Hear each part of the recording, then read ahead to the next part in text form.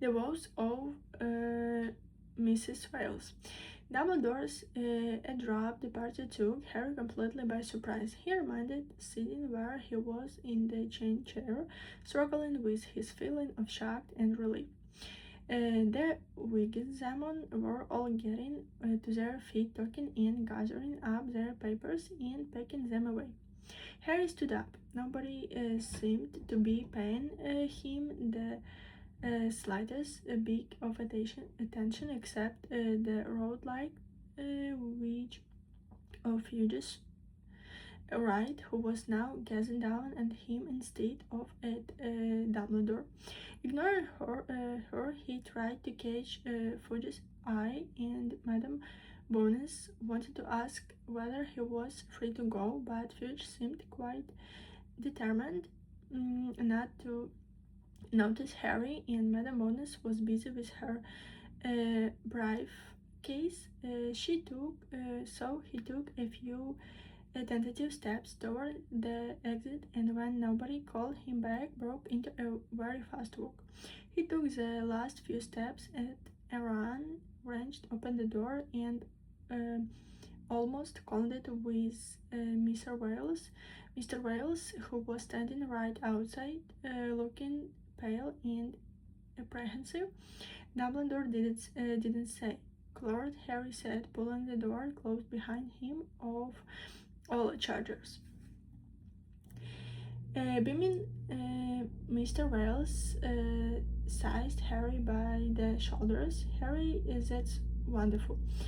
Well, of course, they couldn't have found of guilty, not on the evidence, but even so, I can't pretend I wasn't.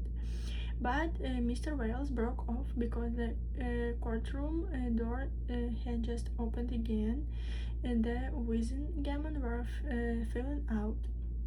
Marlin's bird said, Mr. Wales, wondering, pulling Harry aside to let them all pass.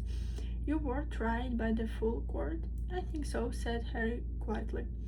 One or two of the passing wizards nodded to Harry as they passed, and a few, including Madame Bonus, said warning Arthur to Mr. Wales, but most averted their eyes. Concilius, Fudge, and Toadlight, which were almost the last to leave the dungeons, Fudge edged south. Mr. Wales and Harry were part of the wall, but again the witch looked almost impressively in Harry as she passed. Last of all to pass was Percy. Like Fudge, he completely ignored his father and Harry. He marched past, clutching a large roll of parchment and a handful of space quills, his back reading and his nose in the air. The lines around Mr. Wales' mouth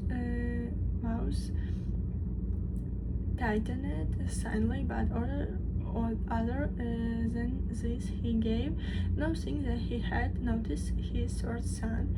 I'm going to take you straight back, so you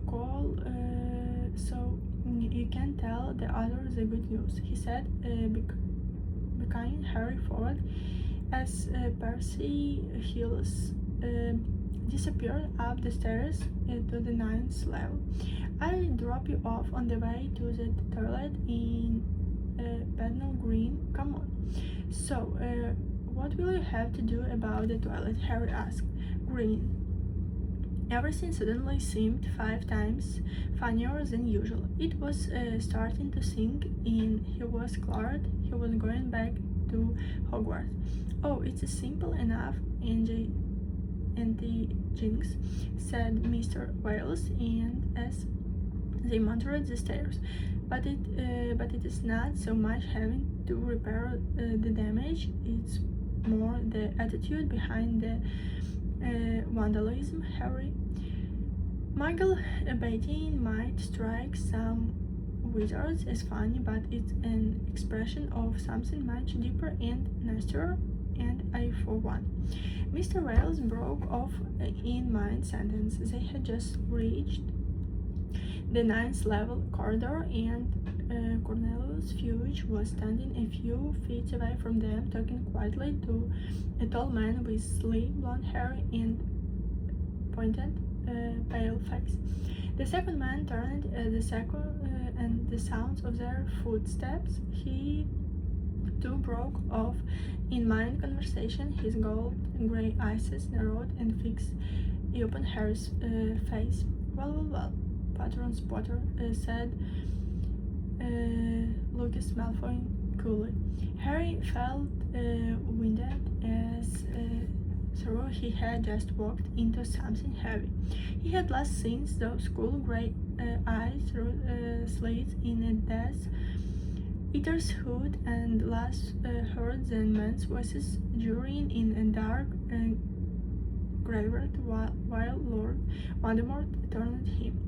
He couldn't believe that Lucas Malfoy dared look him in the face. He couldn't believe that he was here in the Minister of Magic, or then Cornelius Fudge was talking to him when Harry had told Fudge mere weeks ago that Malfoy was a Death Eater. The Minister was just telling me about your lucky escape, Potter, drawled Mr. Malfoy. Quite astonishing the way you continue to reach out of very tight hotels, snake-like in fact. Mr. Wales gripped Harry's shoulder in warning. "Yeah," said Harry. "Yeah, I'm good at escaping." Lucas Malfoy raised his eyes to Mr. Wales' face, and other Wales too. What are you doing here, Arthur?" "I work," he said, Mr. Wales shortly. "Not here, sorry," said Mr. Malfoy, raising his eyebrows and glancing toward the door, even Mr. Weasley's shoulder. "I thought you were up on the second floor. Don't you do something that involved sneaking major artifacts home and bewitching them?" "No," said Mr. Wales coldly, his fingers now bitten into Harry's shoulder. What are you doing here anyway?" Harry asked Lucas Malfoy. "I don't think private matters between myself and the Minister are any concern of you, Potter," said Malfoy, smoothing the front of his rubbers. Harry distinctly heard the gentle clinking of what sounded like a full pocket of gold. "Really, just because you are Dumbledore's favorite boy, you must not accept the same indulgence from the rest of us. Shall we go up to your office then, Minister?" Certainly," said Fudge, turning his back on Harry and Mr. Wales. This was Lucas. They strode off together, talking in low voices. Mr. Wales didn't let go of Harry's shoulder until they had disappeared into the lift. Why wasn't he waiting outside Fudge's office if they were got business to do together? Harry barked out furiously. What was he doing down here? "Trying to sneak down to the courtroom, if you ask me," said Mr. Wales, looking extremely agitated as he glanced over his shoulder as though making sure they couldn't be overheard. "Trying to find out where you've been, expelled or not. I leave a note for Dumbledore when I drop you off. He ought to know my lord's been talking to Fudge again. What private business have they got together anyway?" "Gold, I accept," said Mr. Wales angrily. "Malfoy's been given generously to all sorts of things for years. Gets him in with the right people, then he can ask favors. The lay laws he doesn't want passed. Oh, he's very well connected, Lucas Malfoy.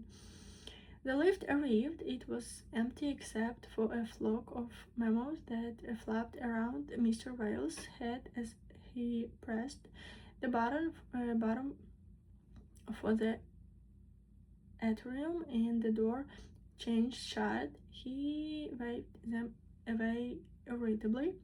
Mr. Wales said Harry slowly, "If Hugh is meeting Death Eaters like Malfoy, if he's sitting them alone, how do we know they haven't put the impression course on him? Don't think it hadn't accurate to us," Harry muttered Mr.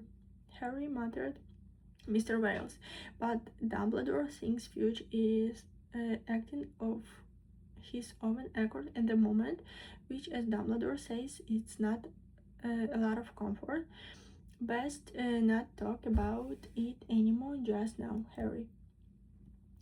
The doors slid open and they stepped out into the now almost desert atrium. Eric, the security man, was hidden behind his daily probate again. They had walked straight past the golden fountain before Harry remembered. "Wait," he told Mr. Wales, and pulling his money back from his pocket, he turned back to the fountain. He looked up into the handsome wizard's face, but up close, Harry thought he looked rather weak and foolish. The witch was wearing a weeping smile like a beauty contestant, and from what Harry knew of Goblin and centuries, they were most unlikely to be caught staring this supply and humans of any description. Only the house elves' attitude of creeping servilely looked convincing, with a grin and the thought of what Hermione would say if she could see the attitude of the elf. Harry turned his money but upside down and emptied not just 10 gallons but the whole concert into the pool at the statue's feet. "I knew it," yelled Ron, punching the air. "You always get away with stuff." "They were bound to clear you," said Hermione, who had looked positively faint with anxious when Harry had entered the kitchen and was now holding a shaking hand over her eyes. "There was no case against you, none at all. Everyone seems quite relieved, so considering they all knew I'd get off," said Harry, smiling. Mr. Weasley was wiping her face or on her apron, and Fred, George, and Ginny were doing a kind of war dance to a chant that went, "He got off, he got off, he got off." "That's enough, settle down," shouted Mr. Wales, though he too was smiling. "Listen, Sirius," Lucas Malfoy was at the ministry. "What?" said Sirius sharply. "He got off, he got off, he got off." "Be quiet, you three." "Yes, we saw him talking to Fudge on level 9. Then they went up to Fudge's office together. Dumbledore ought to know." "Absolutely," said Sirius. "Well, tell him no. Don't worry."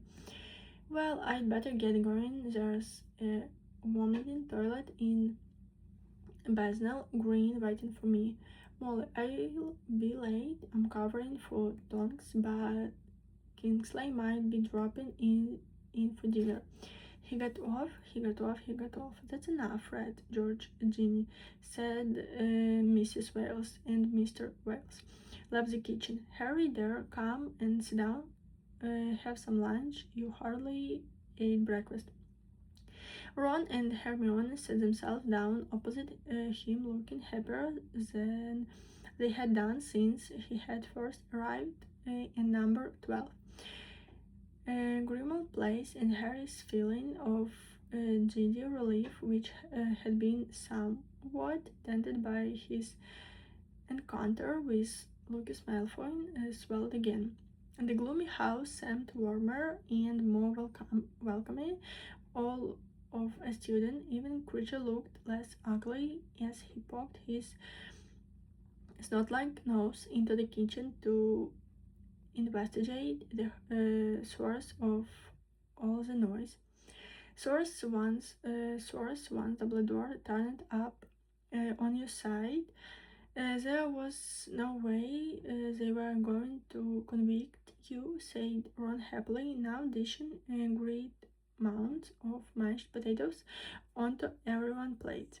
Yeah, we swung it for me, said Harry. He felt that it would sound highly ungrateful, not to mention childish to say. I wish he'd talked to me tough, or even looked at me. And as he thought this, his scar on his forehead burned so badly that he clapped his hand to it.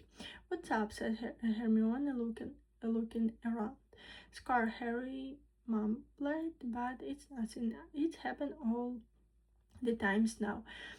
None of the others had noticed since all of them were now helping themselves to food while gloating over Harry's narrow escape. Fred, George, and Ginny were still sitting. Hermione looked rather anxious, but before he could say anything, Ron said happily, "I bet Dumbledore runs up this evening to celebrate with us, you know." "I don't think he'll be able to run," said Mrs. Wales, setting a huge plate of roast chicken down in front of Harry. He's really very busy at the moment." He got off. "Shut up," wrote Mrs. Wales. Over the next few days, Harry couldn't help noticing that there was one person within number 12, Grimald Place, who did not seem wholly overjoyed that he would be returning to Hogwarts. Sirius had put up a very good show of happiness on first hearing the news, wringing Harry's hand and beaming just like the rest of them. Soon, however, he was moodier and surlier than before, talking less to everybody, even Harry, and spending increased amount of time shut up in his mother's room with Buckbeak. "Don't you go feeling guilty," said Hermione sternly, after Harry had confided some of his feeling to her and Ron while they scrubbed out a moldy cupboard on the third floor a few days later. "You belong at Hogwarts, and Sirius knows it. Personally, I think he's being selfish." "That's a bit harsh, Hermione," said Ron, throwing at him attempt to prise off a bit of a mold that had attached itself firmly to his finger. "You wouldn't want to be stuck inside this house without company." He'll have company," said Hermione. "It's headquarters to the Order of the Phoenix, isn't it?" He just got his hopes up that Harry wouldn't be coming to live here with him. "I don't think that's true," said Harry, wringing out his clothes. "He wouldn't give me a straight answer when I asked him if I could. He just didn't want to get his own hopes up even more," said Hermione wisely. "And he probably felt a bit guilty himself because I think a part of him was really hoping you'd be expelled, then you'd both be outcast together." Come off it, said Harry and Ron together, but Hermione merely shrugged. Suit yourself, but I'm sometimes think Ron's mom's right, and Sirius gets confused about whether you are you or your father Harry. So you think he's touched in the head? Said Harry headedly. No, I just think he's been very lonely for a long time, said Hermione simply. At this point, Mrs. Weasley entered the bathroom behind them. Still not finished, she said, poking her head into the cupboard. I thought you might be there to tell us to have a break, said Ron bitterly. Do you know how much Moldware got rid of since we arrived here? You were so keen to help the others, said Mrs. Weasley. You can do your bit by making headquarters fit to live in. I feel like a house elf, grumped Ron. Well, now that you understand what dreadful lives they lead, perhaps you'll be a bit more active in SPEW, said Hermione hopefully, and Mrs. Wales left them to it again. You know, maybe it wouldn't be a bad idea to show people exactly how horrible it is to clean all the time. We could do a sponsored scrub of Gryffindor common room, all processed to SPEW. It would raise awareness as well as fund. I sponsor you to shut up about SPO. Ron muttered irritably, but only so Harry could hear him. Harry found himself daydreaming about Hogwarts more and more as the end of the holidays approached. He couldn't wait to see Hagrid again, to play Quidditch, even to stroll across the vegetable patches to the herbology greenhouse. It would be a treat just to leave this dusty, mastery house where half of the cupboard were still bolted shut and creature wither insults out of the shadows as you passed. So Harry was careful not to say any of this within earshot of Sirius. The fact was that living in the headquarters of the anti-Voldemort movement was not nearly as interesting or exciting as Harry would have expected before he'd experienced it. Though members of the Order of the Phoenix came and went regularly, sometimes staying for meals, sometimes only for a few minutes, widespread conversation. Mrs. Wales made sure that Harry and the others were kept well out of each other's, whether extendable or normal, and nobody, not even Sirius, seemed to feel that Harry needed to know anything more than he had heard on the night of his arrival. On the very last day of the holidays, Harry was sweeping up Hedwig's oval, dropping from the top of the wardrobe, when Ron entered their bedroom carrying a couple of envelopes. Booklist have arrived, he said, throwing one of the envelopes up to Harry, who was standing on a chair. About time, I thought. They'd forgotten. They usually come much earlier than this.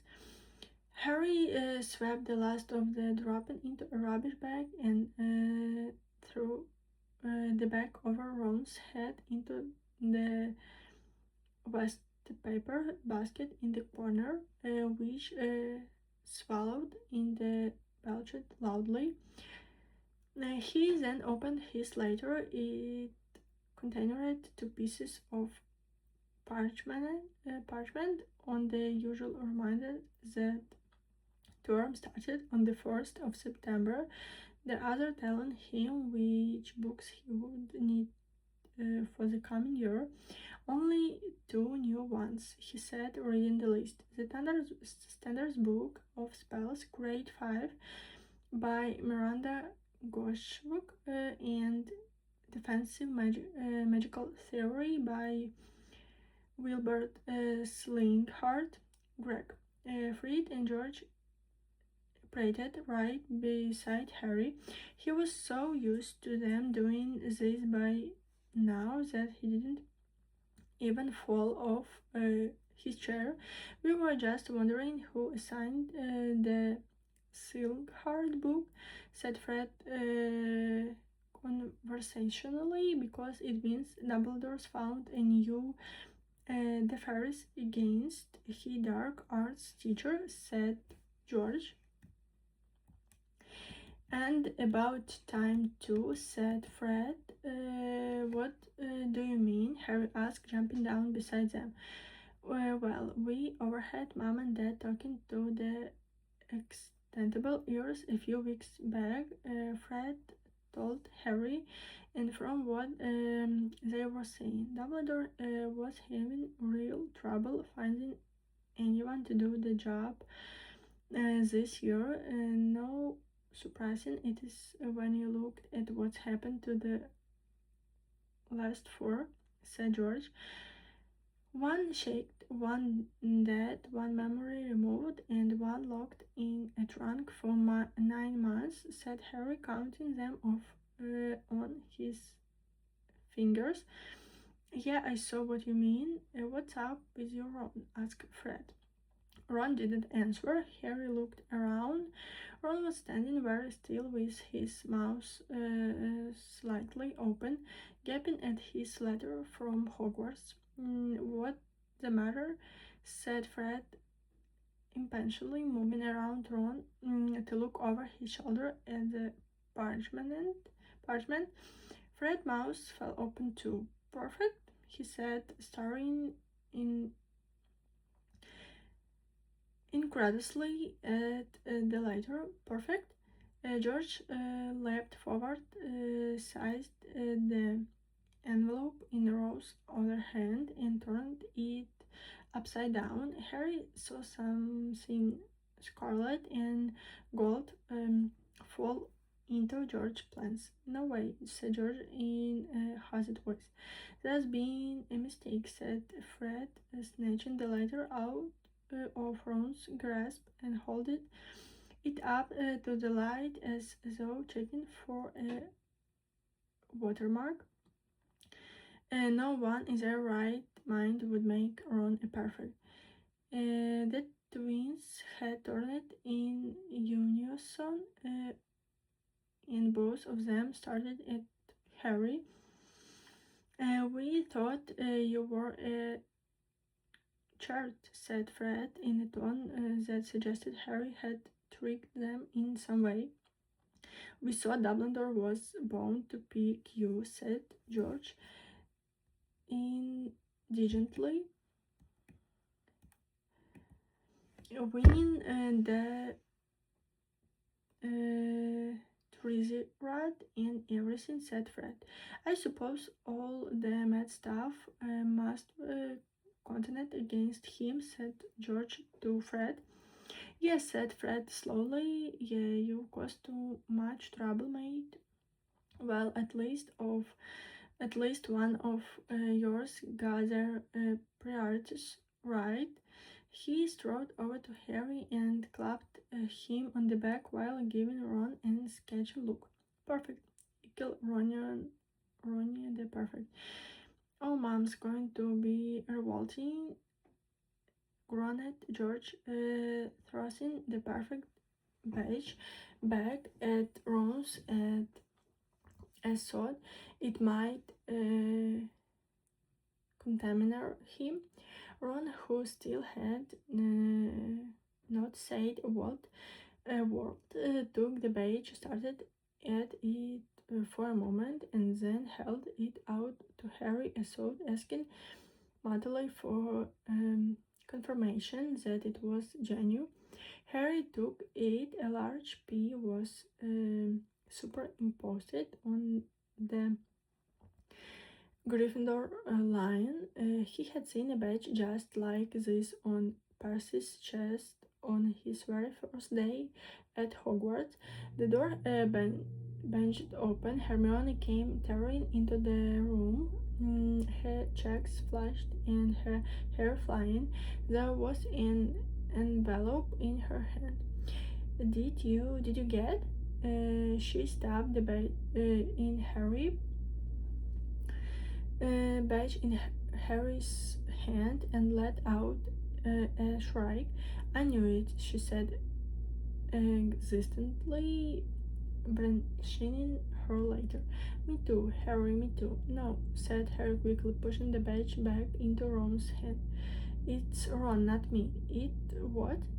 Ron's perfect, not me, Harry said. Ron, said Hermione, her jaw dropping. But are you sure? I mean, she turned red as Ron looked around at her with a defiant expression on his face. It's my name on the letter, he said. I said Hermione, looking struggling, bewildered. Wow. Well done, Ron. That's really unexpected, said George, nodding. No, said Hermione, blushing harder than even. No, it's not. Ron's done loads of his really.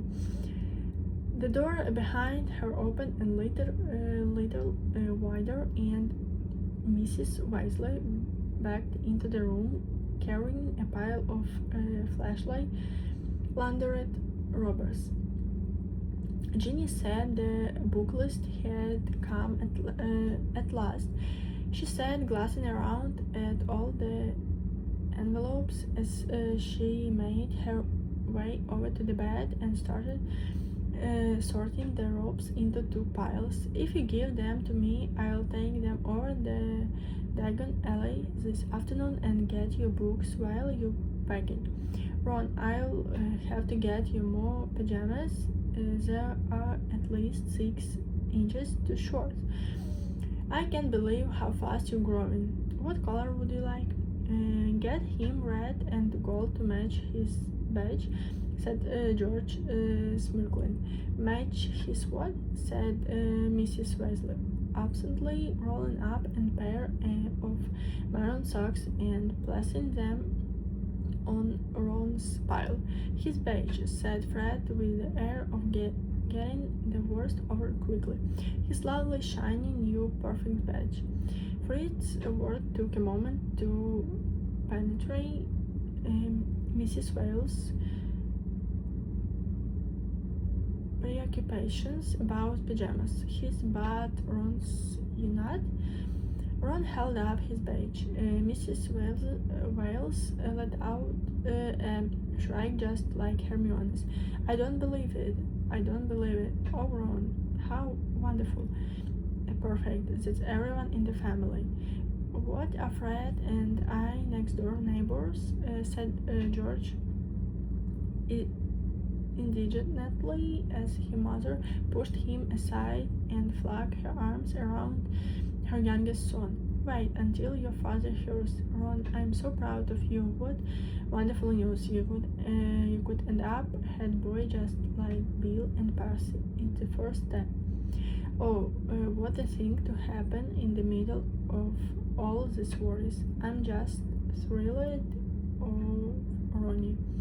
Fred and George were both making loud, retching noises behind her back, but Mrs. Wales didn't notice arms tied around Ron's neck.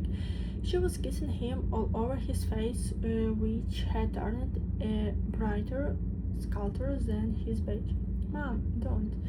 Mom, get a grip, he muttered, trying to push her away. She let go of him and said breathlessly, "Well, what will it be? We gave Percy an oval, but you already got one, of course." What do you mean?" said Ron, looking as though he didn't dare believe his ears. "You've got to have a reward for this," said Mrs. Wales fondly. "How about a nice new set of dress rubbers? We have already bought him some," said Fred Sorley, who looked as though he sincerely regretted his dishonesty.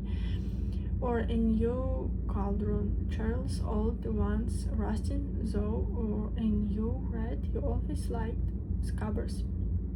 "Mom," said Ron hopefully, "can I have a new broom?"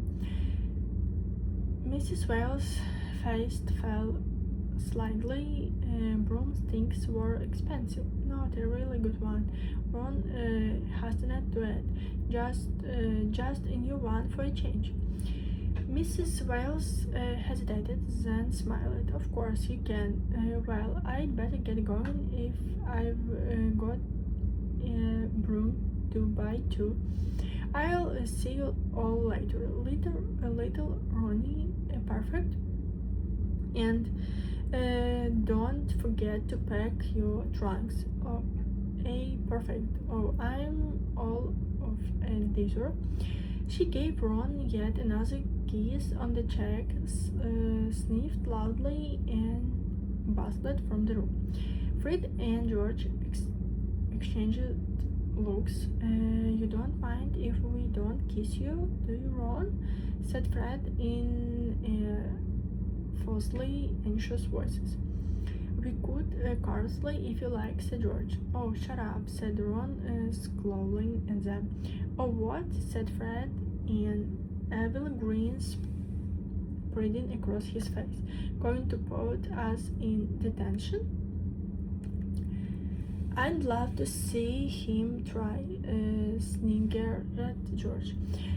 "He could if you don't watch out," said Hermione angrily, at which Fred and George burst out laughing, and Ron muttered, "Dropped it, Hermione." "We're going to have to watch our steps, George," said Fred, pretending to tremble with these two on our case. "Yeah, it looks like our law-breaking days are finally over," said George, shaking his head, and with another loud crack, and twins disappeared. "Those two," said Hermione furiously, staring up at the ceiling, though which they could now hear Fred and George roaring with laughter in the room upstairs. "Don't pay any attention to them, Ron. They only jealous." "I don't think they are," said Ron doubtfully, also looking up at the ceiling. "They have always said only brats become perfect. Still," he added on a happier note, "they've never had new brooms. I wish I could go with Mom and choose.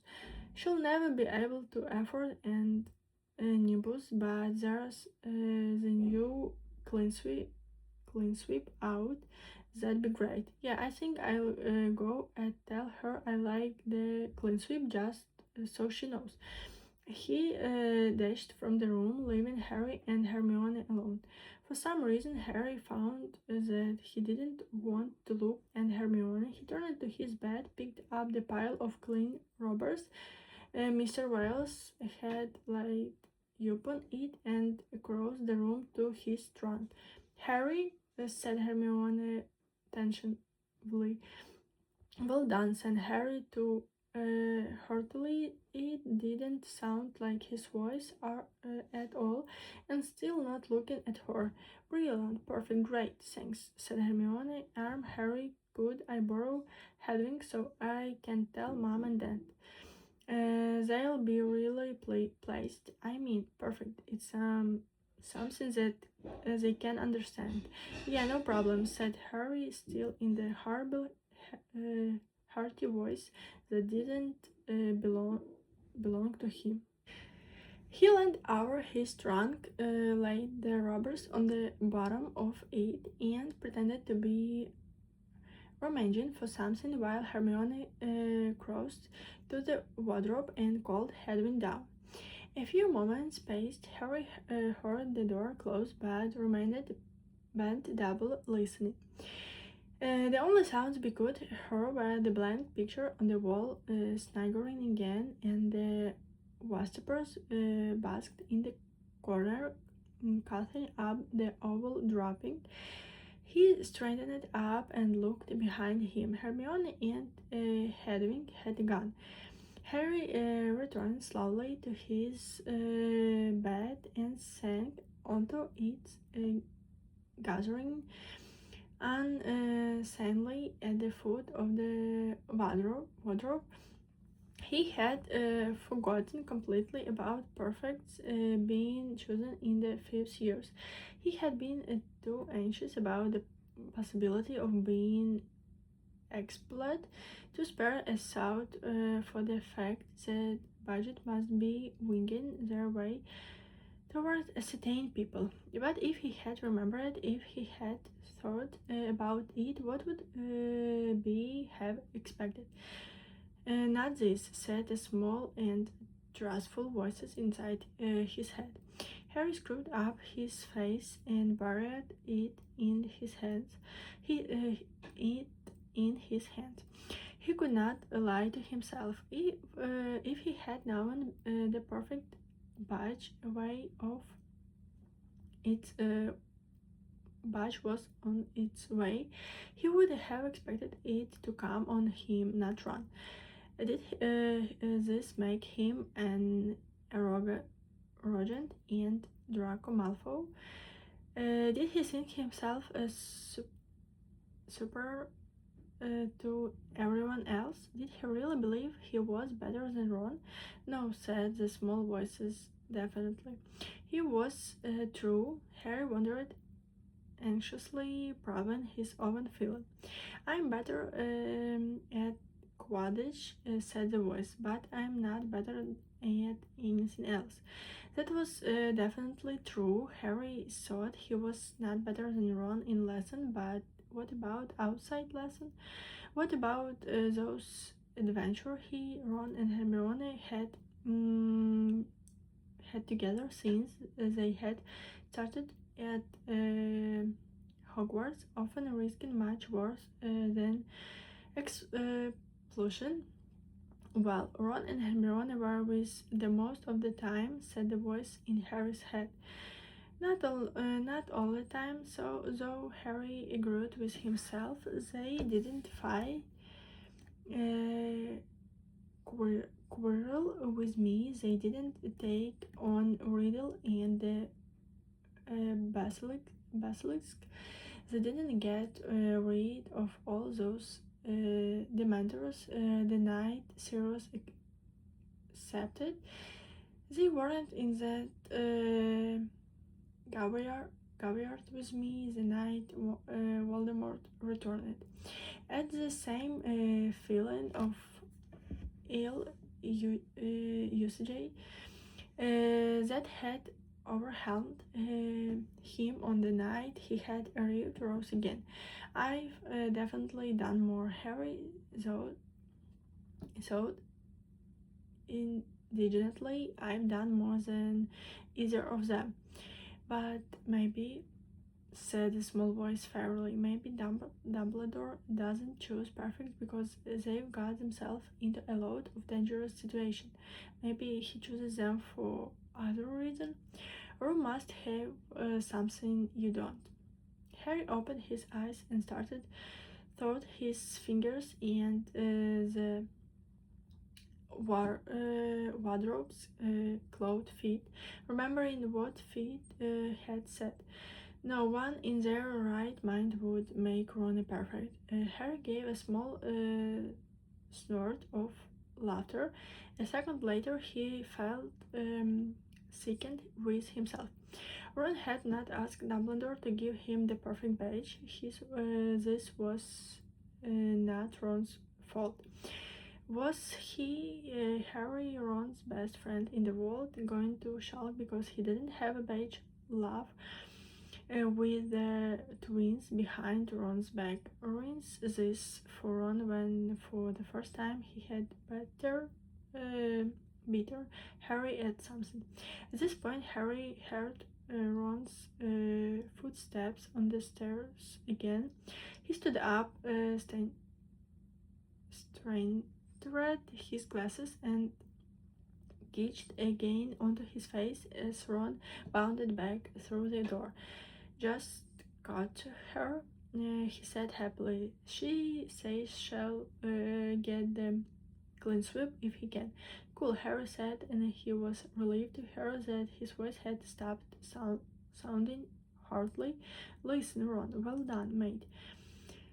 The smile faded off Ron's face. I never thought it would be me, he said, shaking his head. I thought it would be you. Nah, I've caused too much trouble, Harry said, echoing Fred. Yeah, said Ron. Yeah, I suppose. We'd better get our trunks packed, had we? It was odd how widely their positions seemed to have scattered themselves since they had arrived. It took them most of the afternoon to retrieve their books and belongings from all over the house and show them back inside their school trunks. Harry noticed that Ron kept moving his perfect beige around, first placing it on his bedside table, then putting it into his jeans pocket, then taking it out and laying it on his folded rubbers, and so to see the effects of the red on the black only when Fred and George dropped in and offered to attach it to his forehead with permanent sticking charms. Did we wrap it tenderly in his maroon socks and lock it in his trunk. Mrs. Wales returned from Diagon LA around 6 o'clock later with books and carrying a lock package wrapped in thick brown paper that Ron took from her with a moan of longing. Never mind, unwrapping it now. Now people are arriving for dinner. I want you all downstairs, he said, but the moment she was out of sight, Ron ripped off the paper in a frenzy and examined every inch of his new broom and ecstatic expression of his face. Down in the basement, Mrs. Wales had hung a scarlet banner over the heavily littered dinner table, which read, "Congratulations, Ron and Hermione, new perfect." She looked in a better mood than Harry had seen her all holidays. I thought we had a little party, not a sit-down dinner, she told Harry, Ron, Hermione, Fred, George, and Ginny as they entered the room. Your father and Bill are not their way, Ron. I've sent them both ovals and they thrilled, as she added, beaming. Fred rolled his eyes. Cyrus, Lupin, Tonks, and Kingsley Shacklebolt were ladies there, and Mad-Eye Moody jumped in shortly after Harry had got himself a better. Oh, Lester, I'm glad you're here, said Mrs. Wales brightly, as Mad-Eye shrugged off his traveling cloak. We've been waiting to ask for you for ages. Could you have a look in the reading desk in the drawing room and tell us what's inside it? We haven't wanted to open it just in case it's something really nasty. No problem, Molly. A moody electric blue eye swiveled upward and stared fixedly sought the ceiling of the kitchen. Drawing room, he gloved as a pupil contracted. Desk in the corner. Yeah, I see it. Yeah, it's a Bogart. Want me to go up and get rid of it, Molly? No, I'll do it myself later. Beamed Mrs. Wales. You have your drink. We're having a little bit of a celebration, actually. She gestured at the scarlet banner. First perfect in the family, she said, fondly ruffing Ron's hair. Perfect. Glowed Moody, his normal eyes on Ron and his magical eyes swiveling around to gaze into the side of his head. Harry had a very uncomfortable feeling in it was looking at him and moved away towards Sirius and Lupin. Well, congratulations, said Moody, still glaring at Ron with his normal eye. Authority figures always attract trouble, but I suppose Dumbledore thinks you can withstand most major jinx, or he wouldn't have appointed you. Ron looked rather startled at this view of the matter, but was saved the trouble of responding by the arrival of his father and eldest brother. Mrs. Wales was in such a good mood, she didn't even complain that they had brought Mandangus with them too. He was wearing a long overcoat, the second that seemed oddly lumpy in unlikely places, and declined their offer to remove it and put it with Moody's traveling cloak. Well, I think toast is in order, said Mr. Wales. When everyone had a drink, he raised his goblet to Ron and Hermione, the new Gryffindor perfects. Ron and Hermione beamed as everyone drank to them and then applauded. I was never a perfect myself, said Tonks brightly from behind Harry, as everybody moved toward the table to help themselves to food. Her hair was tomato red and waist light today. She looks like Ginny's older sister. And my head of house said I lacked certain necessary qualities. Like what? Said Ginny, who was choosing a baked potato. Like the ability to behave myself, said Tox. Ginny laughed and Hermione looked as though she didn't know whether to smile or not, and compromised by taking an extra large group of butterbeer and choking on it. What about you, Sirius? Ginny asked, thumping Hermione on the back. Sirius, who was right beside Harry, let out his unusual bark-like laugh. No one would have made me perfect. I spent too much time in detention with James. Lupin was the good boy. He got the badge. I think Dumbledore might have hoped that I would be able to exercise some control over my best friend, said Lupin. I need scarcely say that I failed dismally. Harry mood suddenly lifted. His father hadn't been a perfect either.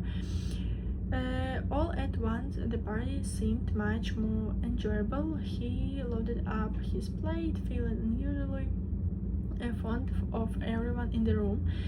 Ron was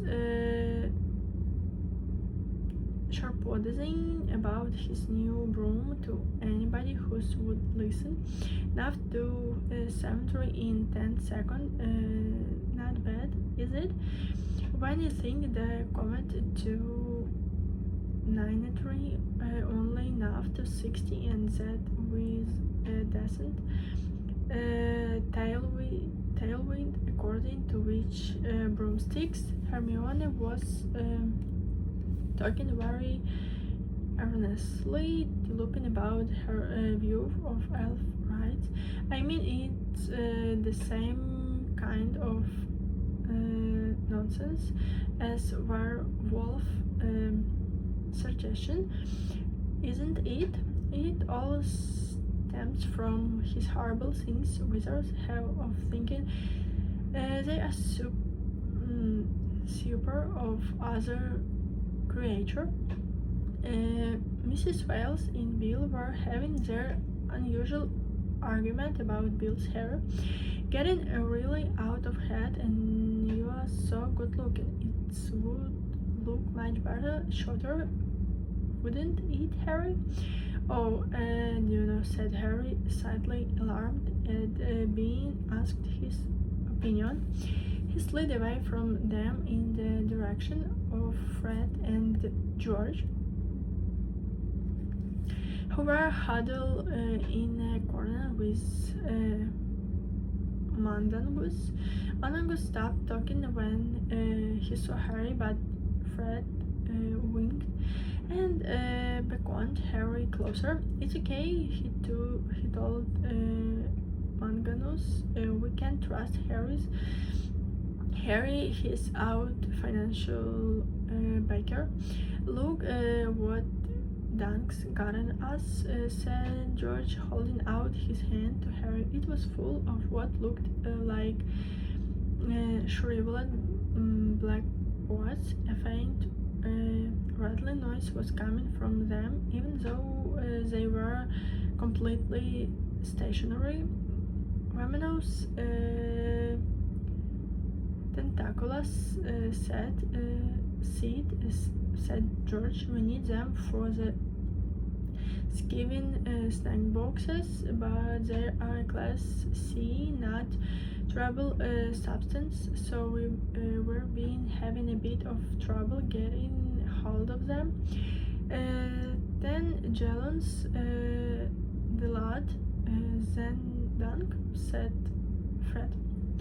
With all the trouble I went to get them, said Mandangus, his ugly bloodshot eyes stretching even wider. I'm sorry, lads, but I'm not taking a count under 20. Dunk likes his little jokes. Joke, Fred said to her. Yeah, his best one so far has been his sickles for a bag of Kneller gills, said George. Be careful, Harry warned them quietly. What? Said Fred. Mom's busy crying over a perfect run. We're okay, but Moody could have his eyes on you. Harry pointed over. Mandangus looked nervously over his shoulder. Good point, that he grunted. All right, lads, then it is, if you'll take him quick. Cheers, Harry, said Fred diligently.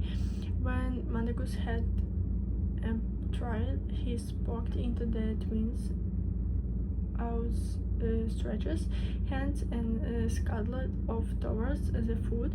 We'd better get there upstairs. Harry watched them go, feeling slightly uneasy. It had just occurred to him that Mr. and Mrs. Wales would want to know how Fred and George were financial. Their joke shop business was inventable. They finally found out about it. Given the twins, this true wizard winning had seemed a simple thing to do at the time, but what if it led to another family row and a person like estrangement? Would Mrs. Wales still feel that Harry was as good as her son if he found out he had made it possible for Fred and George to start a career she thought quite unsuitable? Standing where the twins had left him with nothing but a guilty weight in the pit of his stomach of company, Harry caught the sounds of his own name. Kingsley Shagenbolt's deep voices was audible even over the surrounding chatter. Why Dumbledore didn't make Potter a perfect, said Kingsley. He'll have had his reason, replied Lupin, but it wouldn't show me confident in him. It's what I've done, persisted Kingsley, especially with the Daily Prophet having a go at him every few days. Harry didn't look around. He didn't want Lupin and Kingsley to know he had heard. He followed Magnus back toward the table, though not remotely hungry. His player in the party had evaporated as quickly as it had come. He wished he were upstairs in bed. Mad Eye Moody was sniffing at a kitchen leg with what reminded of his nose. Evidently, he couldn't detect any trace of poison because he then tore a strip of it with his teeth. The handle is made of Spanish oak with anti-jinx varnish and inbuilt vibration control, Ron was saying to Tonks. Mrs. Wales yawned widely. Well, I think I'll sort out that Bogart before I turn in. Arthur, I don't want this lot up too late. All right, night, Harry dear. She left the kitchen. Harry set down his plate and wondered whether he could follow her without attracting attention. "You all right, Potter?" grunted Moody. "Yeah, fine," lied Harry. Moody took a swig from his hip flask, his electric blue eyes staring sideways at Harry. "Come here, I've got something that might interest you," he said. From an inner pocket of his rubber, Moody pulled a very tattered old wizarding photograph, original Order of the Phoenix. Gloved Moody found it last night when I was looking for my spare invisibly cloak, seeing as Podmore hasn't her the manners to return my best one. Thought people might like to see it. Harry took the photograph. A small crowd of people, some waving at him, others lifting their glasses, looked back up at him. "There's me," said Moodley, unnecessarily pointing at himself. The Moody in the picture was unmistakable, though his hair was slightly less grey and his nose was intact. "And there's Dumbledore's besides me, Daldus Diggle on the other side. That's Marlance McKinnon. She was killed 2 weeks after this was taken. They got her whole family. That's Frank and Alice Langbaum." Harry's stomach, already uncomfortable, cleaned as he looked at Alice Longbottom. He knew her round, friendly face very well, even though he had never met her because she was the image of her son, Neville. "Poor devils," glowed Moody. "Better that than what happened to them. And that Emily once you met her and that they're sleeping, obviously.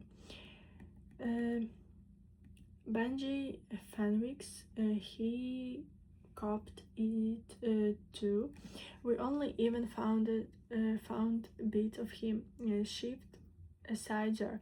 He added poking the picture and the little photographic people injured sideways, so that those who were partly up, obscured could move to the front. That Edgar Bones, brother of Amelia Bones, they got him and his family too. He was a great wizard. Steering Podmore, blimey, he looks young. Caradog Darbon vanished 6 months after this. We never found his body. Hardring, of course, looks exactly the same as ever. Alpheus Dodge, you met him. I've forgotten he used to wear that stupid Z. Jaden Privet, it took 5 Death Eaters to kill him and his brother Fabian. They fought like heroes.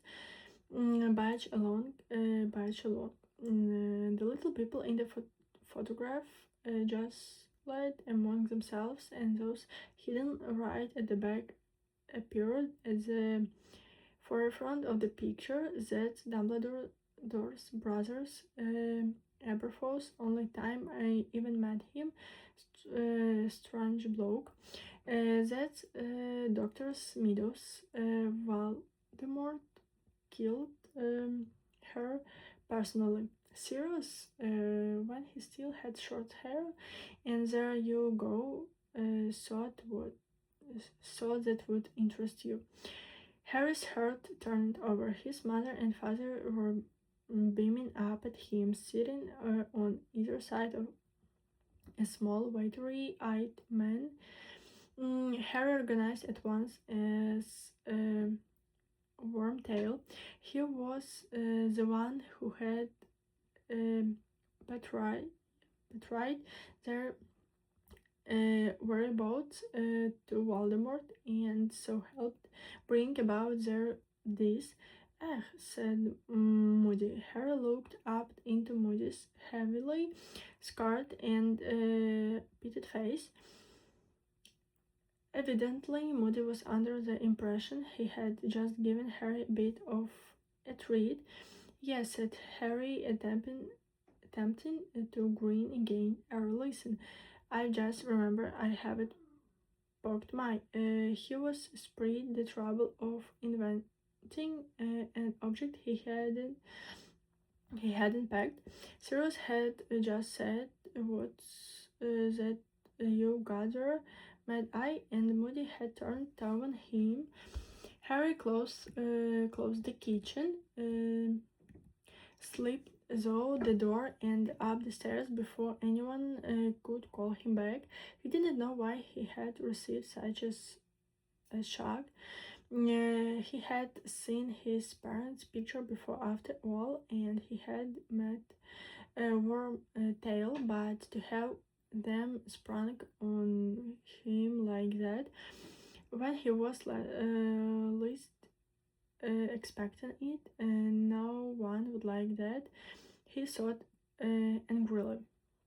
And then to see them surrounded by all those other happy faces. Benji Fanwick's, who had been found it beats, and Jaden Privet, who had died like a hero, and the long Barons, who had been turned into madness, all waving happily out of the photograph.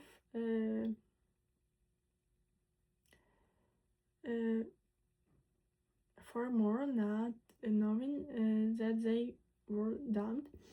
Well, Moody might find that interesting. Harry found it disturbing. Harry tiptoed up the stairs in the hall past the stuffed elf head, glad to be on his own again, but as he approached the first landing, he heard noises. Someone was sobbing in the drawing room. "Hello," Harry said. There was no answer, but the sobbing continued. He climbed the remaining stairs two at a time, walked across the landing, and opened the drawing room door.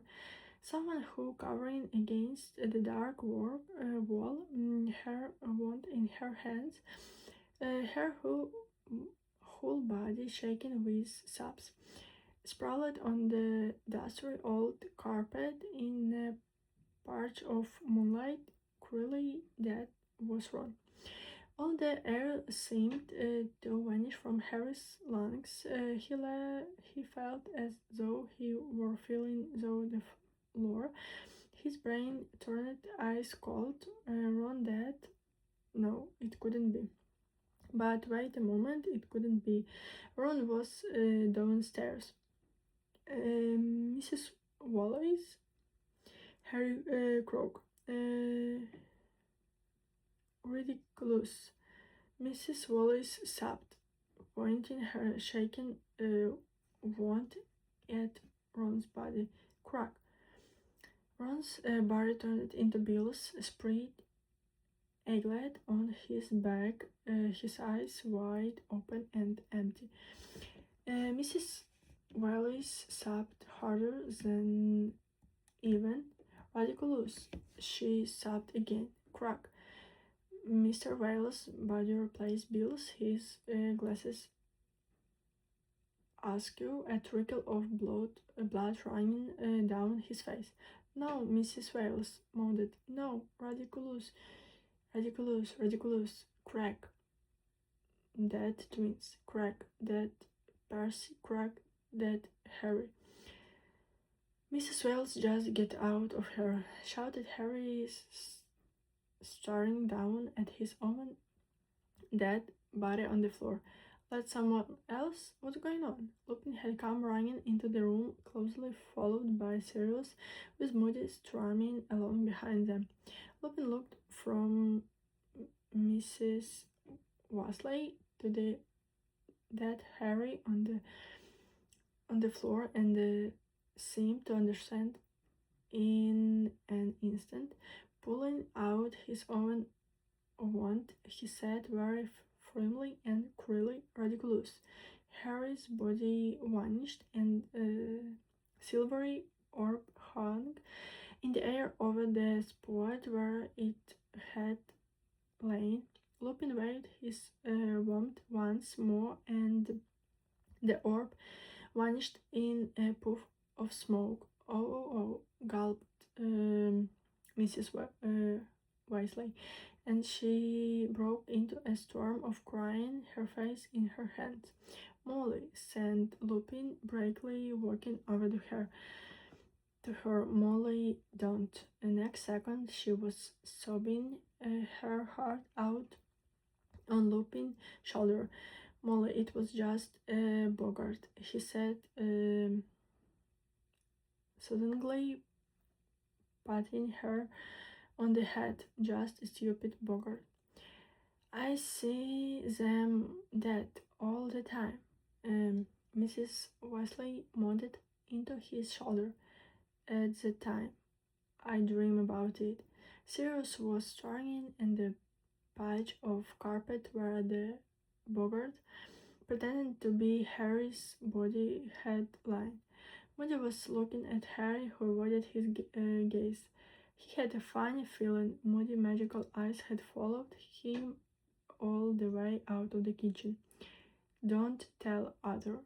Mrs. Wallace was gulping now, mopping her eyes frantically with her cuff. I don't want him to know, being silly. Lupin handed her a handkerchief and she blew her nose. Harry, I'm sorry. What must you think of me? She said shakily.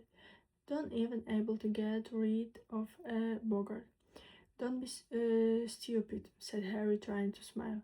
I'm just so worried," she said, tears spilling out of her eyes again. "Half the family in the order. It'd be a miracle if we all come through this. And Percy not talking to us. What if something dreadful happens and we had never made up? And what's going on to happen is if Arthur and I get killed? Who's going to look after Ron and Ginny?" "Molly, that's enough," said Lupin firmly. This isn't like last time. The order is better prepared. We got a hard start. We know what Voldemort's up to." Mrs. Wales gave a little squeak of fright and the sound of a name. "Oh, Molly, come on. It's about time you got used to hearing it. Look, I can promise no one's going to get hurt. Nobody can promise that. But we're much better off than we were last time. You weren't in the order then. You don't understand. Last time we were outnumbered 20-1 by the Death Eaters, and they were picking us off one by one." Harry thought of the photograph again of his parents' beaming faces. He knew Moody was still watching him. "Don't worry about Percy," said Sirius abruptly. "He'll come around. It's a matter of time before Voldemort moves into the open. Once he does, his whole ministry's going to be beginning us to forgive them, and I'm not sure I'll be accepting their apology," he added bitterly. "And as for who's going to look after Ron and Ginny if you and Arthur died," said Lupin, smiling slightly. "What do you think we need to do? Let them starve?" Mrs. Weasley smiled tremulously. "Being silly," she muttered again, mopping her eyes. But Harry, closing his bedroom door behind him some 10 minutes later, could not think Mrs. Wales silly. He could still see his parents beaming up at him from the tired old photograph, unaware that their lives, like so many of those around them, were driving to a close. The image of the Bogart poison as the corpse of each member of Mrs. Wales' family is torn kept flashing before his eyes. Without warning, the scar on his forehead scarred with pain again, and his stomach changed horribly. "Cut it out," he said, family rubbing the scar, and the pain rested again. "First sign of madness talking to your own head," said a sly voice from the empty picture on the wall. Harry ignored it. He felt older than he had even felt in his life, and it seemed extraordinary to him that barely an hour ago he had been worried about a joke shop and who had gotten a perfect speech.